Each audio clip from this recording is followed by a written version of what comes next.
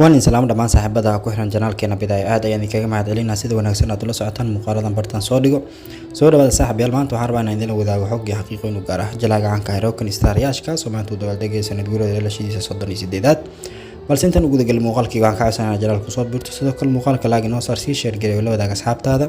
soo dhawaada saaxiibayaal jalaaga noo magacaabo Yaash ama Rock Star Yaash waxa uu dhashay maanta oo kale 8 January sanadii 1986 da'diisu waa 38 jir waxaana ku dhashay gobol lagu magacaabo Karnataka markaan eegno jalaagani yani dhanka iyo aflaam jilista waxa ku soo biiray marka la eego sanadii 2004 waxaana ka soo muuqdo taxana ama taxanihiisa ugu horeeyay ka soo muuqdo waxa lagu magacaabaa Uttaryana laakiin filimkiisa ugu horeeyay waxa lagu magacaabaa Jumbadi Huduji waxaana la daawaday sanadii 2007 markaan eegno jalaagan aflaamta lagu ama Soomaalida ay ku yaqaanaan aflaamta lagu xasuusan doono waxa kamid ah filimkiisii weynaa KGF qaybtiisa koowaad oo 2018 kala daawaday qaybtii labaad oo 2022 kala daawaday aflaamta kale lagu xasuusan doono waxa kamid ah film lagu magacaabo Google oo 2013 kala daawaday Raja Hulu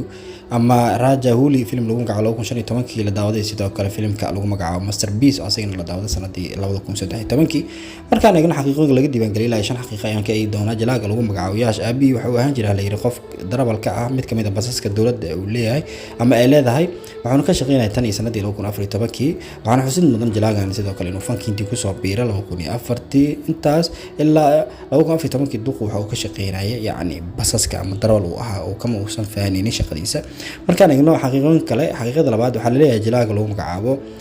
ama jalaaga lagu magacaabo Caashi iyo xaaskiisa gabadha lagu magacaabo Radhika sidoo kale gabadha waxa la leeyahay waa Trishad oo sidoo kale waxay ka soo muuqatay musalsal aan Mrs Ramajari sidoo kale labadan qofood waxa la leeyahay waxay isku dhaleen laba caruur ah oo lagu kala magacaabo Arya sidoo kale Yaraf markaan eegno xaqiiqada saddexaad waxa la leeyahay ninka lagu magacaabo Yaash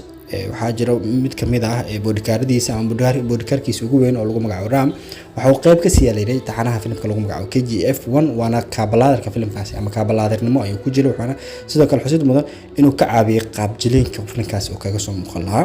xaqiiqada kale ama xaqiiqada afraad waxa la leeyahay Jalaayaashu aad ku taageer marka la eego jalaaga lagu magacaabo Yaash waxa uu aad u xiiseeyaa ama uu aad u taageeraa jalaaga lagu magacaabo Amitabh Bachchan iyo sidoo kale Sarki ama Shah Rukh Khan waxaanu hadda ka hor uu sheegay waraysi uu bixinay inuu aad u jeclaan jiray ama inuu aad u jecel yahay waliba inuu daawado aflaamta jalaaga lagu magacaabo Amitabh Bachchan kuwaas oo jilay 70meeyadii xaqiiqada ugu dambeysay ninkan aan kala wadaagi doono waxa weeyaan waxa la jalaaga lagu magacaabo Yaash magaciisa runta waxa weeyaan Naveen Kumar Gaunda laakiin markii dambe uu iska bedelo waxaanu doortay magac uu yaraantiisa aad ku jeclaa jirka oo lagu magacaabo ama magac hadda loo yaqaan Yaash saaxiib hadaba intaas ayaan ku soo koobayaa muuqaalkii yara aan kala wadaagayay jalaaga lagu magacaabo Rock Star Yaash fadlan hadii aad ka heshay muuqaalka laagi noo saar jalaaga hadii aad ku cusub tahay ku soo biir si share gareeyo la wadaaga asxaabtaada ku mahadsantahay daawashada muuqaalkeena